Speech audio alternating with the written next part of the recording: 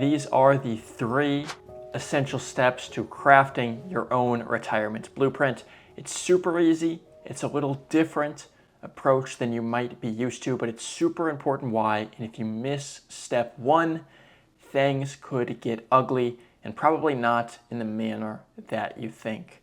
My name is Daniel McCluskey. I'm the founder of McCluskey Financial. I currently serve a few dozen clients, and the general approach to retirement is to count your expenses, to from there determine how much money you would need, and then take a 4% withdrawal rate into perpetuity, accounting for inflation. Maybe there's a little bit of adjustments there. And while that is very likely to work and perhaps a great strategy, there's one thing that does not account for, and that is step 1, determine what you are going to do in retirement first. Before we calculate the expenses, before we calculate how much money we're going to need, withdrawal rate strategies, what are you going to do with the time you have when you finally step back from work and retire? People might know they want to travel or pick up a sport, pick up a hobby, and if that's you, I want to challenge you to take that a little farther. And the reason is because I want to say from a stat I looked at last week, it's roughly 26% of retirees are depressed. Many more struggle with depression, maybe wouldn't consider themselves actually depressed or lonely or anxious or anything of this sort. And secondly, is that is mostly because a lot of retirees are spending, almost all retirees are spending so much more time alone than they ever have before. This is a chart here from the World Economic Forum. You can see this is the amount of time people spend alone with their partner, family, children, friends, and coworkers as they age. And what you'll notice is after about age 40 here, the time they spend alone gets higher and higher and higher and starts to peak in retirement.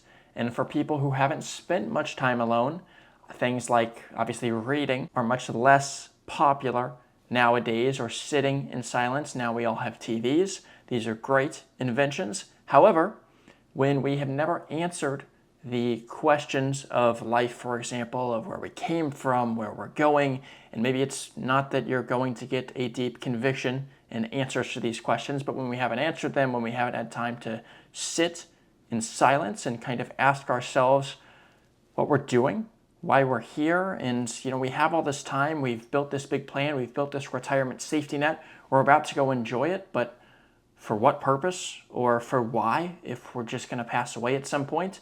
These might seem like silly things, but when you're sitting alone and you have all of that time you just haven't had ever before, these are the questions that cause people to spiral into that stat I mentioned earlier, with depression, with anxiety, with increased levels of stress, even though they're no longer working. On top of that, there's also your health span, and there is your lifespan.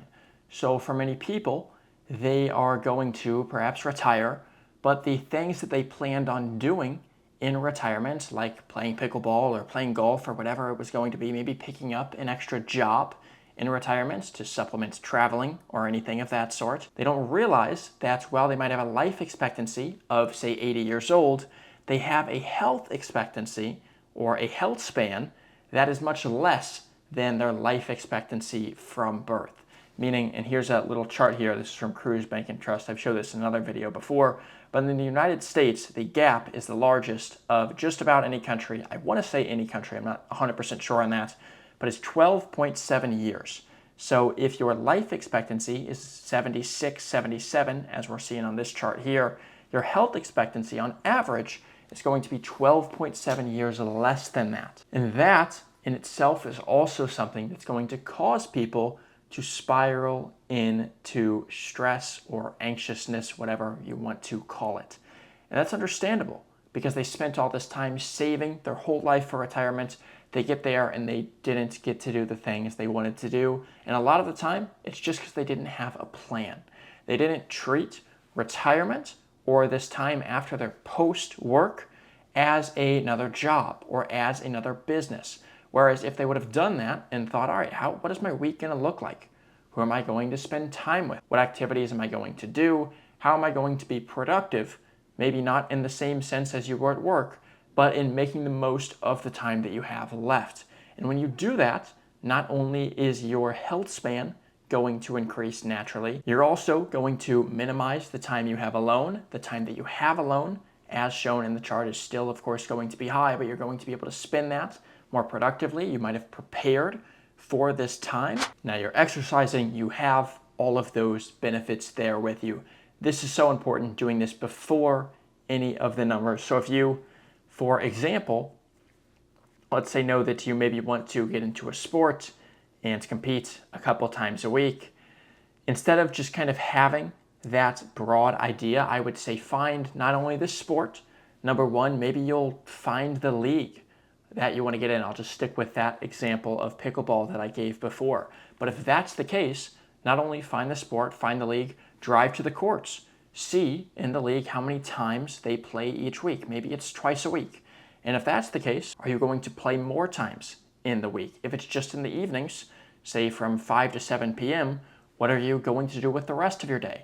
And kind of planning it out just like you would for a work week or a new business that you're starting. You don't have to get overly particular with it, but the point is to not be afraid to really go in and plan things out and kind of see. You can of course be flexible with this, but just maybe what your weeks might actually look like and give you a solid game plan so you're not just going into retirement blind, just so happy that you are done with working, but instead excited that you have this new life you planned ahead of you. Second, from there is now we are going to calculate the desired lifestyle cost of living.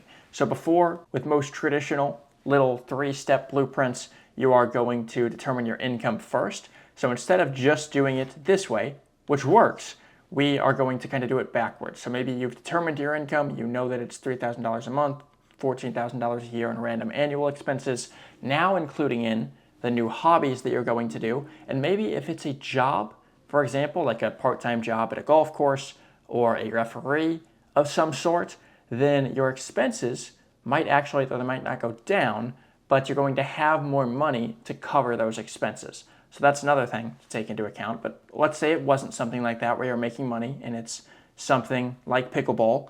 Well, how much more money is that going to be a month if you're going to pay for league fees? If you're going to have to buy the equipment, is there going to be upfront costs that are going to occur every 2 or 3 years?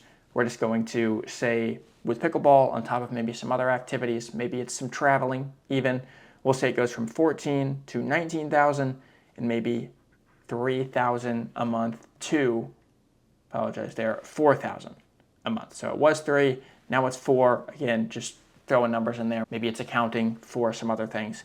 But if that's the case, instead of it being $50,000, we now have 48 plus the 19. We have $67,000 a year. We know that is the amount that we're going to need to hit our desired lifestyle expenses. And instead of just seeing what our life looks like now because we're working and we're spending this much, we're instead building a plan for our life into retirement and then seeing how much would that cost. From there, very simple. We now have the amount.